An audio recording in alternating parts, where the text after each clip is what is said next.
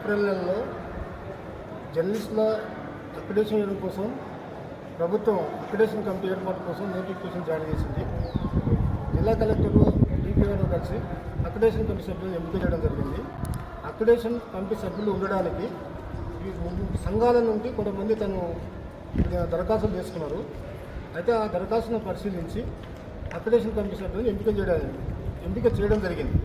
అయితే ఒక యూనియన్ చెందిన నాయకుడు ఓర్వలేక అంతా మొత్తం మా యూనియన్కి సంబంధించిన వాళ్ళే ఉండాలి, మేము కాంగ్రెస్ పార్టీ అధికార పార్టీ మాది, మా సంఘంలో అధికార పార్టీ, అందుకోసం మా వాళ్ళే ఉండాలని గొడవ చేయడానికి ప్రయత్నం చేశాడు. ప్రధానంగా అధికారులు ఒక కంపెనీని పారదర్శకంగా ఎంపిక చేసినప్పుడు గౌరవించాలి. తన ఉనికి సాటుకోవడానికి మంత్రి తోడుకోవడం, వాళ్ళంతా టీఆర్ఎస్లు ఒక విలేకరులు, మేమంతా కాంగ్రెస్ పార్టీ విలేకరులు అని చెప్పాల్సిన అవసరం ఏమొచ్చింది? నీ జీవిత చరిత్ర ఏదో మాకు మొత్తం తెలుసు. ఇక్కడ మునుపట్ల పుట్టగా చూడగా అక్కడ మంత్రి శ్రీపాల్ గారు తోడుకుతున్నాం, ఆయన కూడా నీ చరిత్ర తెలిస్తే మెడబట్టి బయటకు దుంపేస్తారు. దయచేసి ఇటువంటి తప్పుడు పనులు చేయకూడదు. చేసే తప్పులు మస్తు ఉన్నాయి. గతంలో ప్లాట్ల విషయంలో మంత్రిని మోసం చేసినాం, జర్నలిస్టులను మోసం చేసినాం, దొంగలకు ప్లాట్లు ఇప్పించినాం. మళ్ళీ ఇప్పుడు అక్రిడేషన్ కమిటీలో మొత్తం ఆ యూనియన్ వాళ్ళు ఉంటే అవి అమ్ముకోవచ్చు, మిగతా జర్నలిస్టులకు అన్యాయం చేయొచ్చు అని ప్లాన్ చేసినాం. గతంలో కూడా ఇదే తప్పు చేసినావు. ఈసారి ఇటువంటి ఎత్తుగడలు వేస్తే మటుకు సహించేది లేదు. తోటి జర్నలిస్టు మిత్రులుగా మేము సలహాలకో సూచనలకో హెచ్చరిక అనుకో ఇది లాస్ట్గా చెప్తున్నాం. మేము జర్నలిస్టుల అక్రిడేషన్ కమిటీ ఎంపిక విషయంలో పారదర్శకంగా ఎంపిక చేయాలని జిల్లా గౌరవ అధికారి కలెక్టర్ను కోరడం జరిగింది. ఆయన అందుకు సానుకూలంగా నేను పారదర్శకంగా చేస్తామని చెప్పడం జరిగింది. అందుకోసం మేము చాలా సంతోషిస్తున్నాము. డిపిఆర్ కూడా అదే విధంగా ముందుకు నడుస్తున్నారు. అక్రిడేషన్ కమిటీ సభ్యులు కూడా ఒక సమన్వయంతో ముందుకు పోయి అందరికీ అక్రిడేషన్ కార్డు వచ్చే విధంగా కృషి చేయాలి.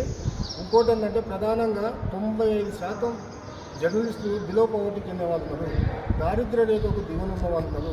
వీళ్ళంతా సమాజ సేవ చేస్తారు.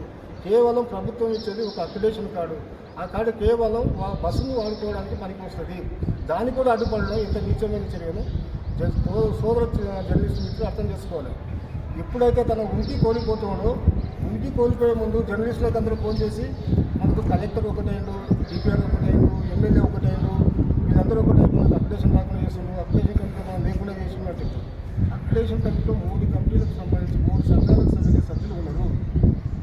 అట్లా ఒక పెద్ద విలేకరి 1996 నుండి నేటి వరకు కొనసాగుతున్న నిరంజన భాషను ఆయన 500 మంది కూడా పత్రికా నగరంలో చెప్పడం ఎంత సిగ్గులేతనం. ఆయన పత్రికలో నువ్వు ఏడవున్నావు, ఏడపిచ్చబెట్టుకున్నావు. 96 నువ్వు ఏడున్నావు, ఏ పత్రికలో ఉన్నాను, ఏడ పని చేసినావు? ఒక విలేకరిని కించపరిచి అవమానిస్తే ఎవడు సహించడు. ఇప్పటి వరకు సోదర జర్నలిస్టుగా మేము గమనించినాం. ఆ గౌరవాన్ని ఎవరైనా నిలబెట్టుకోవాలి. మేము ఒకటే కోరుతున్నాం.